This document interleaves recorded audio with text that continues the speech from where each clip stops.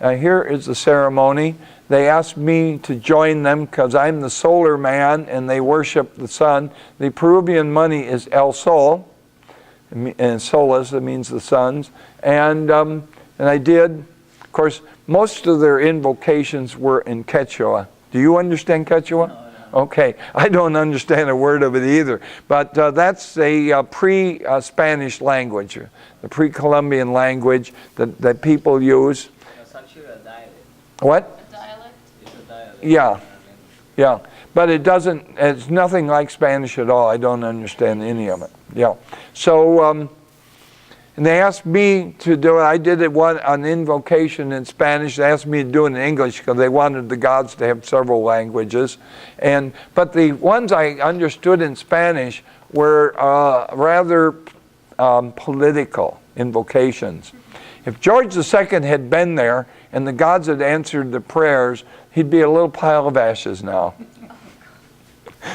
They were really a bit annoyed at what the first world people had done to the climate and their glacier.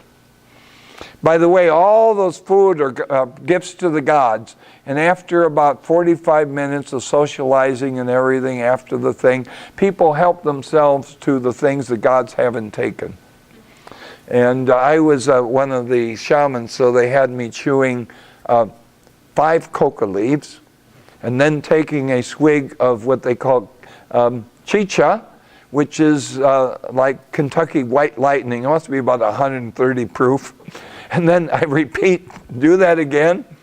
You know, I didn't notice the cold air coming off the glacier at all. By the way, that is the cure for altitude sickness. That's they gave it to me when I got the headache and I was gasping for breath, and it works.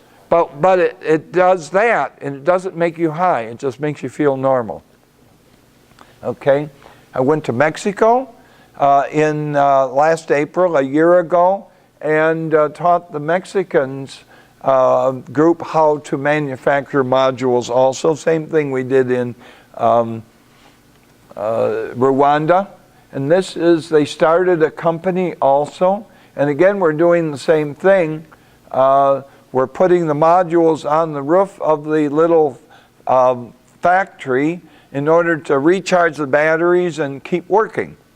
By the way, this is, you see the background, the crop in the background, the sort of bluish looking crop? That's blue agave. I don't know if you know what that's used for, but the village is not too far from a little city called Tequila. So they have another cash crop. Then before I was in Rwanda, I was in Nicaragua. I went from Nicaragua basically straight to Rwanda. I spent 4 days in Boston at a building energy conference where I gave an all-day workshop on the concept of the photovoltaic thermal hybrid systems. Other times during this trip here at the universities and architecture schools, I gave a presentation on building integrated photovoltaics where you build the hybrids right into the architecture, the structure. I'm not doing that this time. Anyway, this is the solar culture course. That's a mural that's left over from the Contra War. And you notice what all the people are fighting there? Yep. Yep, this was when Ronnie Reagan had the valiant freedom fighters, the Contras. He was telling the truth. What do firefighters do? Yeah, put out fires. So that's what freedom fighters were to do, was to put out the freedom. They didn't succeed, but they tried. We have groups of students come, and in fact, there's going to be there's a group from the University of Dayton coming, I think it's next week or the week after next, to work on the solar autoclave. And they learn high-tech photovoltaics from the Nicaraguan campesinos. That's called technology transfer. So anyway, they made that photovoltaic module and are installing it on a community center in a remote village. This is the the Women's Workshop Center. It's a beautiful building. It's adobe. It's made out of mud brick, and it's plastered with a really nice mixture they use. You roast limestone to make lime. You mix it with clay and sand and horse manure and some water, and you plaster with it. It's actually very nice, strong plaster. They made the tiles were made locally as well. Everything, all the lumber was cut from local trees. The women, by the way, in order to replace what they've used earlier in their life and everything, have planted 22,000 trees already. They're Susan Kinney, my partner in Nicaragua, and I have a Montana. We bought this whole mountainside, 38 acres, 22 manzanas. Do you use manzanas in Peru? We use it. But actually, I mean, manzana means apple in Spanish, but it's a unit of measure. I want to share something about how in South America we've been living in crisis for the past 50 or 100 years, right? So we actually appreciate a lot about what is free, coming from the nature or something like that, right? The sun and the solar power for us is very close to happiness. It's close to freedom and happiness. We always pursue what is freedom, right? Yes. What our problem is, the little mayors of the towns and everybody, they control these people through energy. Right now in Peru, in the part that I have my rescue center, there is this part that from Ecuador to Peru, they how we say they control the oil, I mean the gasoline. They're always going through. It's a big mafia. It's smuggling. So for us, our problem is energy. It's a true problem. Right? And yet all these countries are very rich in energy. I always say Nicaragua is a very rich country.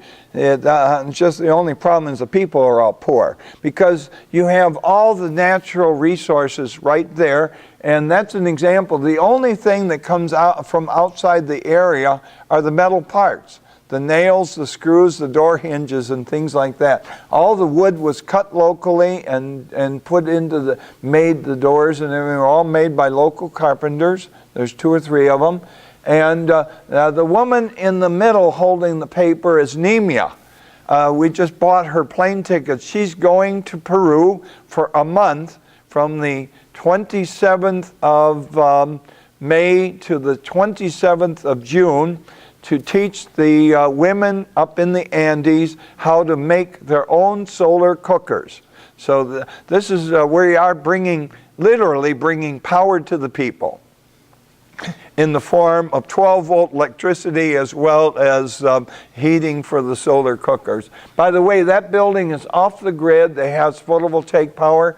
And on the right side is where they build the solar cookers, and they teach other women how to do it. And on the left side behind the sign there is where the photovoltaic module factory is, where they make the photovoltaic panels.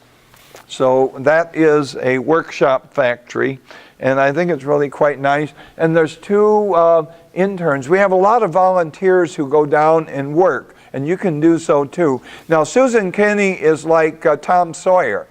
You pay for the privilege of helping the group of Phoenix. You don't get paid. You know, it's like you can help whitewash the buildings like and you pay to do that.